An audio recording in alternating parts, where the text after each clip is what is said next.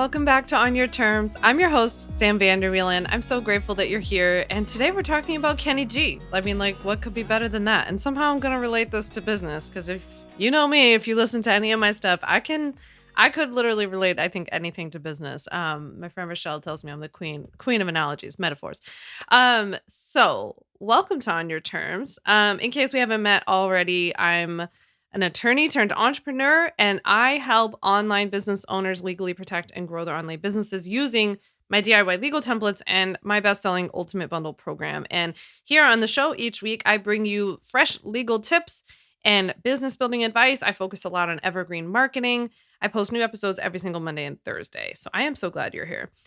And if you're new to any episodes in May, then I'm doing a little thing in May where every single episode kicks off with a little tribute to my dad, Norm, who passed away this month last year. And I'm doing that by sharing a Norm tip because Norm, he was famous for his tips, for his advice. So Norm had a pretty staunch rule that root beer should always be served in a glass. And he said it should always be served ice cold. He really loved Dr. Brown's. If you're Jewish, you know, you know. And he also loved Spreckers because my husband, Ryan, he's from Wisconsin. And once I started going to Wisconsin and I started getting Spreckers, I brought some back from my dad in Philly. And he was like, this is pretty good. So he really, really likes Spreckers since I've been with Ryan. But yeah, that man felt very passionately about his root beer. He'd like every once in a while he'd go for like a Barks, or I think like when I was little, he might have liked Mug, but then Pepsi might have like either bought Mug or I don't know. He thought it changed, but he is so funny because he's so like me in that like he becomes like a connoisseur of his like little things. Like he loved root beer, so he became a connoisseur of root beer. I do this too about like coffee and tea and like just really random stuff. So if in case you have a root beer or if you have Olipop like I do, I love Olipop root beer, which Norm said was fake and he wanted nothing to do with it. I on the other hand, I like it. But if you have an Olipop on me or a real root beer on Norm, then make sure it's served in a glass. Okay. So in this episode, we're going to talk about Kenny G versus real jazz. So let me just back up and explain where this came from. So my husband, Ryan, he loves jazz. He's a crazy jazz person. He is a crazy records person. Although he is a professor, his office looks like he's running a music store. So the other night, you know, we live on the North Shore of Long Island, but we're fortunate that we can like pop into the city and we can go see shows and stuff like that. So the other night we go to this really famous jazz club called Blue Note. It's in the city. It's in the Village. And first of all, it was just so cool to see. We saw Ron Carter, who's 86 years old, looked incredible, was incredible, beautiful musician. And he was just like so in the groove, in the zone, like so he was just like blissed out. Yeah, I don't even know how to explain it. It's so cool for me to watch. Like I know nothing about jazz. I really know nothing about music. Like Ryan has a double degree in political science and also in classical guitar. So he like really, really understands music. And I'm just like, this sounds good, or like, this doesn't sound that great. That's about my extent and knowledge about music. And I also am like extremely liberal with my music taste. Like I love music and I just kind of like everything. I don't know. Nothing really bothers me. So except maybe like scream rock. I think I don't like that because I don't like screaming. So it was just really cool to be there and like just see. It was a what's it called? A trio. Yes, there were three of them. The trio like was just so in the groove and they all just seemed so happy and like, you know, when you see people doing something that's like, it's so clear that that was their path. Like that's what they were supposed to be doing. And everything just kind of like clicks. That's how I felt watching this trio. Like you could just tell that all three of them really had found their way. Right. And when we were at the jazz club, I found out that there's actually this one jazz guy that I really do love because this is a very me story. Ryan will laugh about this, but I was getting a facial at a very nice place and there was this beautiful, beautiful music playing in the background. And I was like, who is this artist? What is this album? Like, you need to tell me because I'm obsessed. It was like this transcendental like experience. And I've since told everybody I know about this album because I'm so obsessed with it. But the artist name is Pat Metheny and the album is called Beyond the Missouri Sky, I believe. It's on Spotify, I know, because I listen to it, like, every day. It is just, like, the most peaceful, soothing music. I don't know. So I, like, low key became obsessed with Pat Metheny. And it's just funny 'cause that's, like, not the music I listen to day to day, but it was great, like, working music, around the house music, need to chill the hell out music, like, whatever you need. And, we were at Blue Note and, like, up on the board, it said that Pat Metheny is going to be there this summer, and it's like, "Oh my god, this is, like, my one chance, like, I actually know who this person is. Pat Metheny's gonna be here."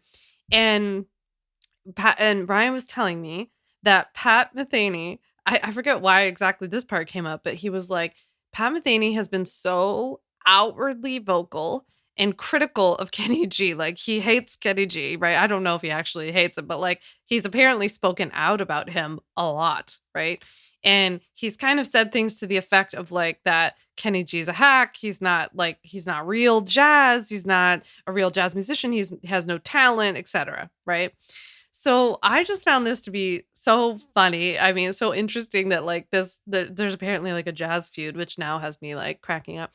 But I was like, let me look something up really quick. So and by the way, I want to preface this by saying like money is not only not everything. It's like hard. I don't care. Like making more money doesn't make you better than somebody else. But I was just curious because like I had a feeling that maybe part of the criticism that comes from this is that Kenny G is like low key loaded, right? Super loaded.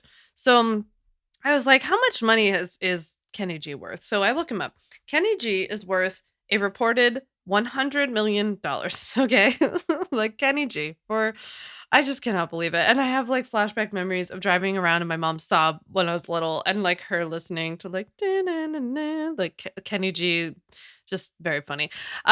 So I was then like, okay, well, what about Pat Metheny? Like, how much is Pat Metheny worth? I feel like I've given him at least $1 million through Spotify playing, you know? So Pat Metheny is allegedly worth $10 million. Not chump change, but a lot less than $100 million, right? Again, I could care less, doesn't make you a good or better, worse person and any of that kind of stuff. I was just curious about, maybe an artist who feels like disgruntled about somebody who's really taken off, right? Versus the real artist, like the real jazz, something like that. I think at this time when this happened a couple weeks ago, I had noticed something else on Instagram, bringing it back to our own industry. There was this RD that I had followed a long time ago because I was interested in her content. I really liked what she was posting and I used to read her stuff here and there, whatever. Over time, I started noticing that every single time her Instagram stories would come up for me, her Instagram stories were always tearing other people apart for being a hack, right? It was like, this person doesn't know what they're talking about, or this idiot commented on my post and look how dumb they are, and kind of like publicly calling them out. She's really anti coach, right? She doesn't like people calling themselves health coaches, and she doesn't like nutritionists who aren't licensed, and basically anybody who's not an RD or a doctor. And look, there's a lot to say about this. Like, obviously, I'm like queen of scope of practice, and I know there are lots of people doing things outside their scope. I also know that there are plenty of great coaches out there who are really helping people and doing things the right way, which is probably why you're here, right?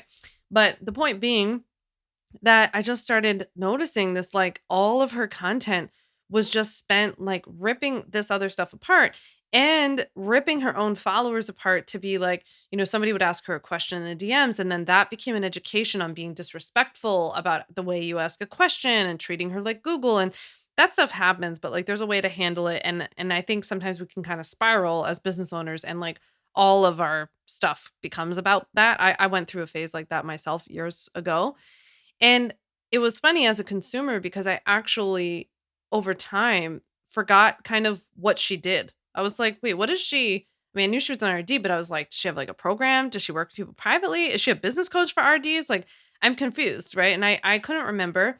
And I couldn't really remember even what she stood for. Like, why did I start following her? Was she like an RD who helps people who are focused on fitness? Or like, sometimes I'll look at somebody who has a certain niche that I'm interested in, right?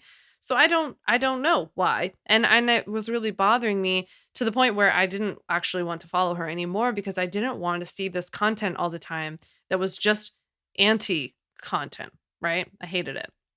So what does this all have to do with Kenny G? What does this have to do with like the Kenny G versus a real jazz artist? So let's break this down for a moment. Kenny G, our little friend Kenny G, he is very popular, very like widely known. He's a household name or an image. Like at least let's say that like a lot of people would know who Kenny G was versus like who Pat Metheny is or some other jazz artist, right?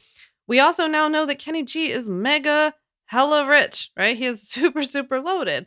And I would also say at the same time, he's maybe not super widely respected, but very widely loved and listened to because he has a very large, more like popular mass audience, but not as respected maybe within his own field, right? So real jazz artists, on the other hand, because apparently Pat Metheny is not alone in the way he thinks, and I hear Ryan, his like jazz friends talk about this too. They kind of fancy themselves as like not as popular. They've got a strong niche, right? But they've got a really passionate group of people. It's a strong, smaller, concentrated group of people. I think that they pride themselves on being like real and kind of differentiating themselves from the popular people. On the other hand, they identify also with being like the real artist or like the not super rich or the broke and the struggling artist, right? That's a thing. And I also think that they see themselves, and this could also be true perhaps, but they see themselves as like doing their life's work. They feel very like, I mean, they feel righteous. I don't want to say that in a bad way, but like they do feel, I think, kind of like righteous in that way. And I think they generally feel like they're carrying out their life's purpose, right? I couldn't help thinking of a similar scenario here where like a mom and pop restaurant who's like busy enough but not like having lines out the door. They're making their family's food and like they have a small group of people who consistently come to the restaurant and love the restaurant. But they see a McDonald's or a fast food restaurant across the street who's got lines around the block constantly, cars streaming in, going through the drive-through, and the mom and pop restaurant thinks, "What are we doing wrong? What should we be doing differently?" And I'm like, we don't all need to be McDonald's. We don't all need to be Kenny G, right? And I want to break this down a little bit as like how this shows up in our own businesses. On the one hand, I think that we can take a little piece of what Kenny G's and like the McDonald's and the Pizza Huts of the world, Taco Bell. I'm gonna have an episode coming out for you about Taco Bell soon. We can take little pieces of what they've done in their businesses if you want to popularize or scale your business, right? So I do this a lot with marketing messages and tactics that I see big companies do. So I think one of the best things you can do for your online coaching business is to stop consuming just content from people who are in your space or other coaches or who do exactly what you do, and instead start looking to businesses that are completely different than you and way bigger on a way bigger scale, different kinds of businesses. I'm talking corporate America, right? And I look and I watch what they're doing. I see like that's so interesting. I see how they took this trend, right? For example, I just saw a commercial the other day for a blender that they wanted you to buy on like a direct to consumer blender, right? And this blender company used trends that we see on social media. It was basically like an ASMR type commercial where it was actually extremely quiet. And first of all, the point of the commercial was to point out to you, to draw your attention to the fact that this blender was super quiet. So that like was interesting. It was also a pattern disrupting commercial because it was so freaking quiet that it got my attention. Because if you have a TV, then you know that for whatever reason, the tech gods like to turn up the volume on commercials to a crazy level, right? But this commercial was the opposite. It got dead silent. And then that got my attention. And it also got me looking at how, like, hey, this blender's really quiet. My Vitamix, like, I love my Vitamix, but it like blows my eardrums out, right? And they used ASMR. The girl was like tapping on the thing and she was like pouring. You could hear them like chopping the fruit and whatever. And I thought that this was so interesting. And I was like, that's so interesting to see as like the commercial. Like I've never thought about doing a commercial for my product, for example, where you could do that. You could play on ASMR. You could do a little pattern disrupting. So I'm always paying attention. This is how my brain works. I'm always paying attention. I'm always looking at calls to actions on billboards, on headlines on major websites. I look at promos and releases for big businesses. I look at the email marketing strategies for brands and companies that I love. I look at the websites for companies that I love to see what they're doing, right? Not to copy, of course. Yeah, I would never recommend that, but to kind of study and understand and observe, right? What's really going on here. And I think we can learn a lot about consumer buying behavior and trends, right? So I notice a lot from looking at the bigger companies, the Kenny G's of our industry. I learn a lot from them to see like what they're testing and try to figure out why are they testing that, or notice differences in their language and different strategies. I think that there's a lot you can observe from the larger companies and let some of this stuff trickle down to how that plays into like a smaller business like ours, right? And I also think, you can look at the psychology of marketing and how, I don't know, how somebody like Kenny G can play to the masses, for example, or like what Taco Bell does. There's this insane article in the New Yorker that I will link to in the show notes, but there was this incredible article about the depths to which Taco Bell goes to study their consumers, to study tastes and trends and getting there to be like buzz and interest in their products. I just find it all so fascinating. And I think that there are little tidbits that we can take away. Like, look, I'm not building a Taco Bell. I'm not interested. I'm not building the Taco Bell legal templates. Not interested in doing that. Um, that's not what you're doing either. But I think that my point is that instead of hating on it, instead of standing there and being like, "Oh, what a hack, what a terrible company, what a this," let's just take what we can get from it. Let's understand, like, let's use them as marketing subjects, I guess, and let's see what we can take and apply to our own businesses. At the same time that you're observing the Kenny G's, the Taco Bells, the Nordstroms, the Walmarts of the world, you can also double down and lead into what makes you uniquely not Kenny G, not McDonald's, not all of these things.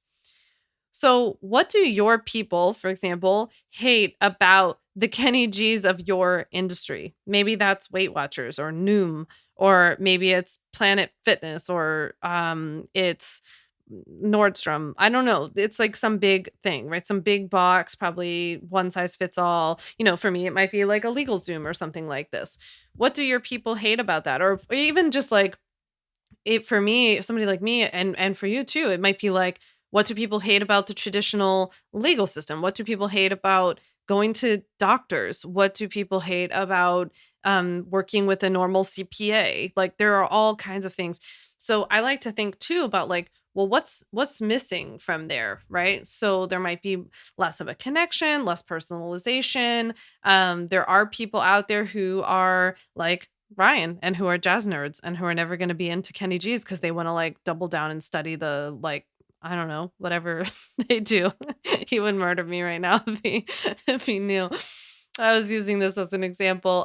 So will my production team because they're all like a bunch of music heads and they know so much about music. So they're gonna be like, oh my God. But basically, whatever people typically hate about the kind of like big overhanging industry that you're working under is something that you can lean into and emphasize that you're not. Now, we don't want to do that like the RD that I was talking about because she was focusing on the wrong thing in my humble opinion, and I certainly don't know everything. But just in my opinion, we don't want to focus our energy downwards, right? So, like, if you're an RD and you're upset that there are health coaches, I don't think the way to spend your energy is to yell online about health coaches. I think the bulk of your marketing should be focused on positioning yourself as an expert and an authority. So, you should be sharing educational content, content that's fun to consume, depending on what platform you're using, content that really speaks to where your current customer is at, what they're struggling with, all of that kind of stuff. And then letting people know, about what your offers are and what you do and how to like, what do you want them to do? Right. That's really the bulk.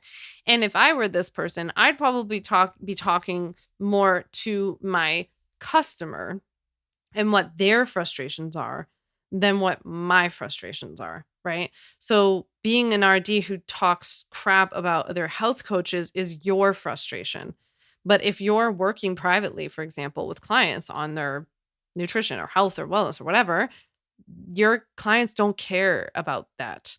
Like they don't care. They want to know how to fix their gut or become a vegetarian or whatever, right? Put on muscle. So that's not how we would speak to them, right? You can definitely use that as part of your education, I think, of your customer to be like, hey, look, there's going to be other people out there. Like, as you're shopping around for, help them make a decision.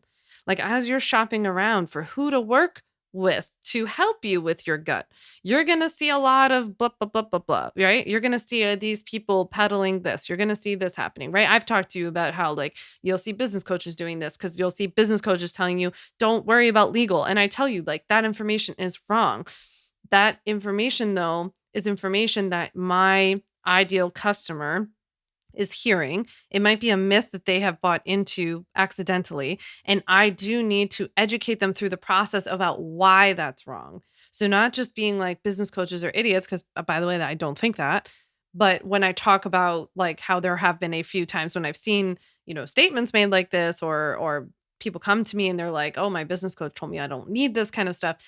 I use it as an educational moment, right? So it's an educational moment. So I can use that as a way to bring leverage, to establish myself as an authority, and to shift my ideal customer through a myth, right? So instead of just being like, Kenny G's an idiot or Kenny G sucks, he's a hack, he has no talent.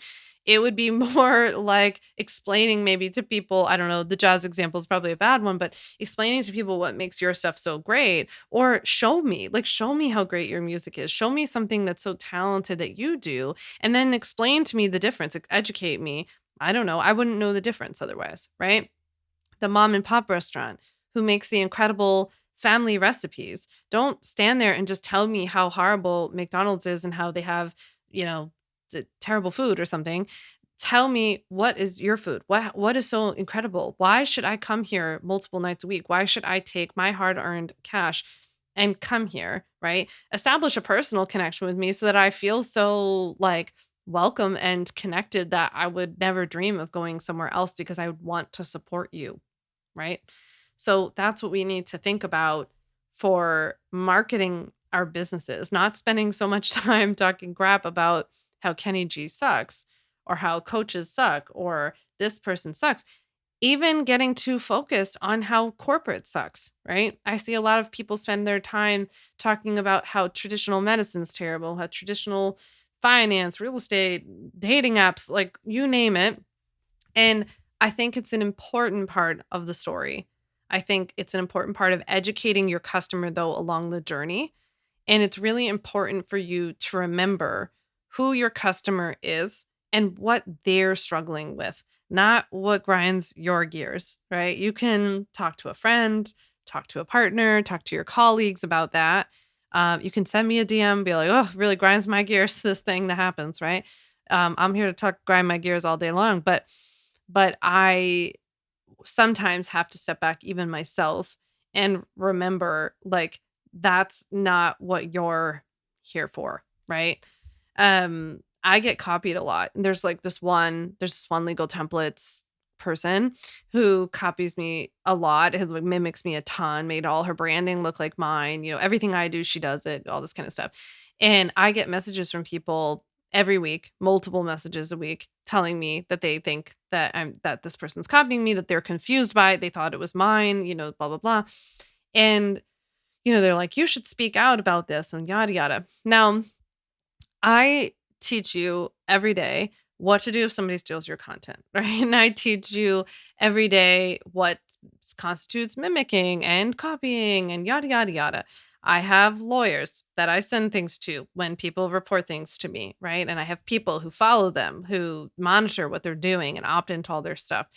So I don't want to spend my marketing time talking badly because it turns from a teaching lesson for you to a personal beef, like a drama, right? And I don't need to stand there personally and like make myself feel better to be like, this person sucks. They're a hack. They didn't even, they weren't even a business lawyer. They didn't even practice law. Some of these people I see opening legal templates businesses that like didn't even practice law.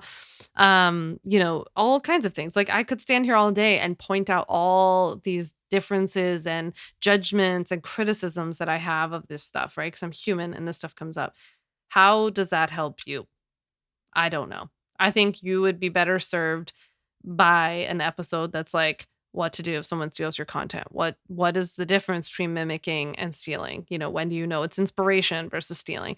Um I can pull lessons out of my frustrations and share them.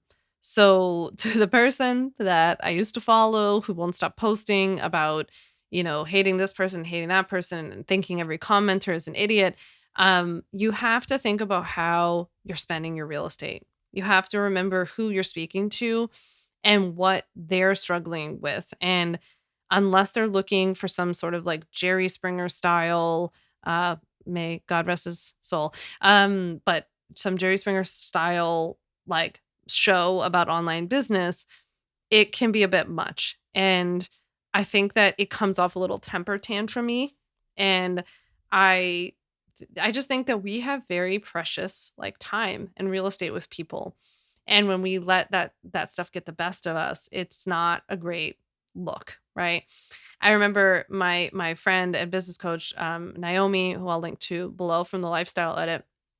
I remember I was going through this phase years ago, and Naomi was like, "It's just not a good, like, energy to be in," right? So, like, I get why you're frustrated. I get this person stole from you. I get this person copied or the commenter. Like, I used to get really pissed about comments, and then I would, like, post the comment and then, like, break down the comment as to why it was so mean and rude and whatever. And she was like, "You're totally justified, but, like, talk to me. Talk to somebody else. Talk to a friend. Get it out, write it, do whatever you gotta do, but posting about it every day and, like, turning your feed into, like, yeah, like a scorned lover kinda thing, it's not a good energy, and so, when we see people doing the, like, Kenny G versus Real Jazz kind of thing, I just think, "How do I wanna spend my energy? Am I just telling people why that guy sucks, or am I really proving why my stuff is so great, period. Not related to anybody else, but just what do I stand for? What do I do? How do I help people? What's in it for you? Why should you be here? Why should you listen? Why should you care? That's really my primary focus when it comes to creating content and marketing my business. So, I am so curious if you liked this episode. If you thought that if this sparked any thoughts for you, I want you to send me a DM on Instagram at Sam Vander Wielen. Let me know if you liked it, if you listened to it. This was one of those where I was like, this really makes sense in my head, but I was worried that nobody was going to care about this Kenny G topic. So I hope it was helpful to you. Let me know. And wherever you listen to the podcast, please give it a quick rating and review. Send it to a friend, text it to a friend real quick if you think they would find it helpful. I so appreciate you listening.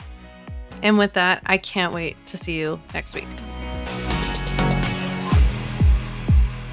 Thanks so much for listening to the On Your Terms podcast. Make sure to follow on Apple Podcasts, Spotify, or wherever you like to listen to podcasts. You can also check out all of our podcast episodes, show notes, links, and more at samvanderwielen.com/podcast. You can learn more about legally protecting your business and take my free legal workshop, 5 Steps to Legally Protect and Grow Your Online Business at samvanderwielen.com. And to stay connected and follow along, follow me on Instagram at Sam Vander Wielen and send me a DM to say hi.